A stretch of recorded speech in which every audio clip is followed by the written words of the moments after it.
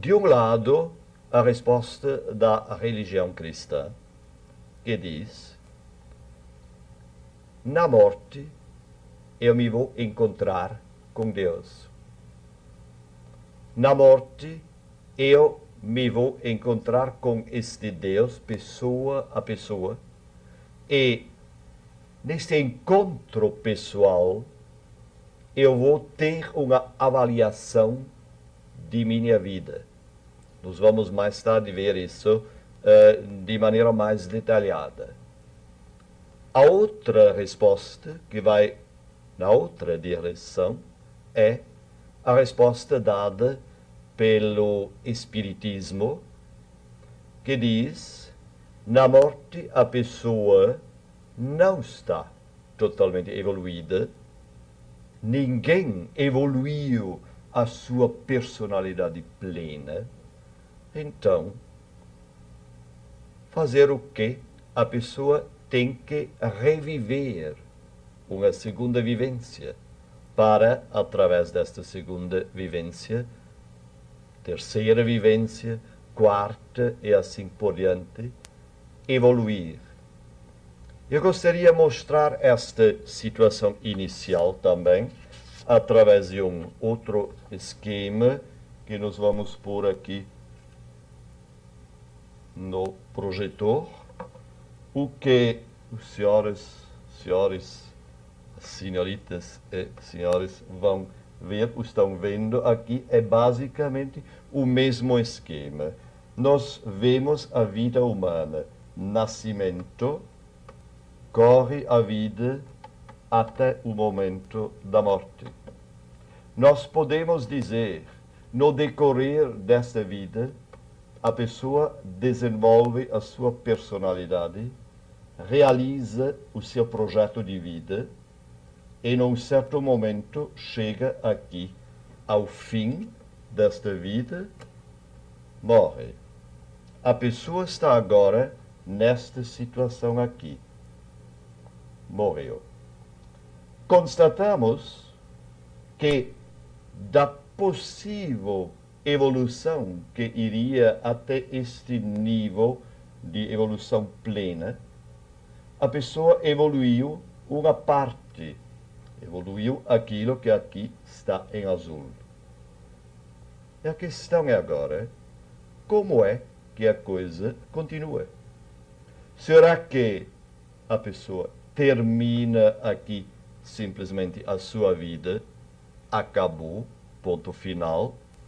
Ou será que, de alguma maneira, esta vida continua depois desta morte? E aqui entra a resposta, seja da religião cristã, seja da concepção espírita kardecista, que dizem: não, esta morte não é o fim definitivo. Esta vida continua depois da morte. A questão é como. E aí se separam, como falei, os dois caminhos.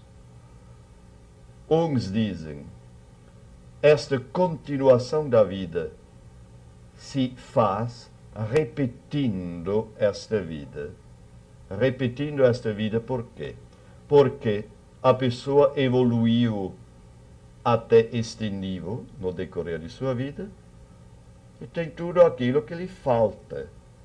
Se a pessoa tivesse evoluído a sua personalidade na vida até este nível, aqui se abririam novas dimensões de uma vida plena, de eternidade.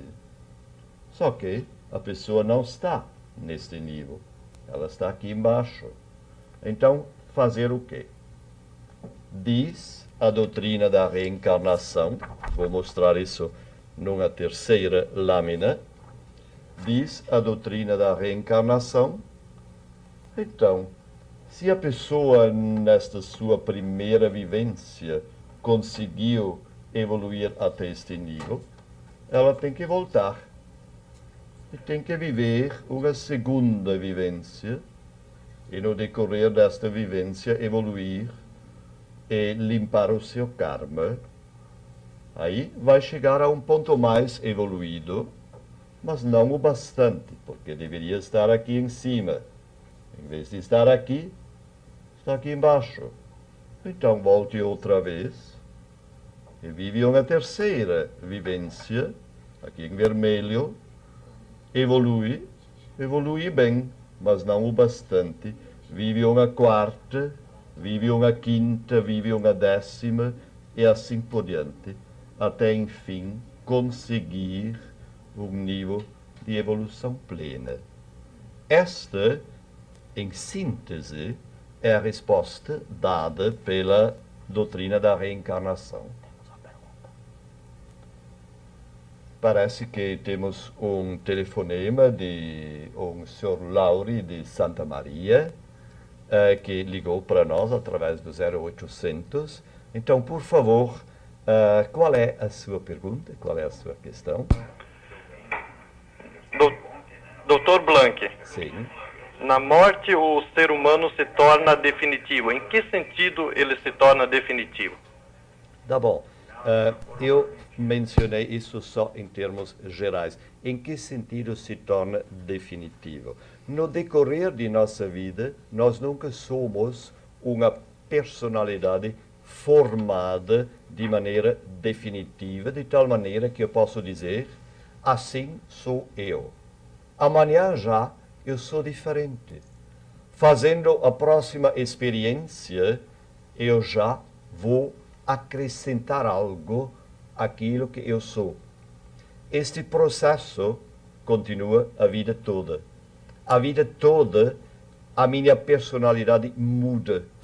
De tal maneira que eu poderia comparar a personalidade humana a um mosaico. Talvez vocês se lembrem, o mosaico é uma daqueles quadros, daquelas obras de arte feita de pequenas pedras. Se junta pedra a pedra e assim surge, passo por passo, a obra de arte. Então, todo ser humano pode ser comparado a um tal mosaico. No decorrer de toda a nossa vida, este mosaico nunca está terminado, nunca definitivo. Eu sempre posso mudar. Se eu hoje brigar com alguém de vocês, que estão agora de maneira virtual no mundo distante, mas vamos supor que eu estou brigando. Então, amanhã eu posso pedir perdão. Eu posso refazer amanhã aquilo que hoje não fiz bem. De tal maneira que sempre se acrescenta algo novo àquilo que eu sou. Este processo nos acompanha a vida toda e este processo chega ao seu fim na morte. Na morte eu sou aquilo que eu fiz de mim no decorrer da vida.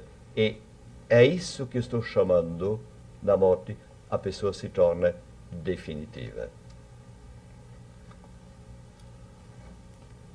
Muito bem. Então nós temos aí uma participação virtual de Santa Maria. Agradecemos a pergunta do Lauri, lá de Santa Maria, e agradecemos pelo contato conosco.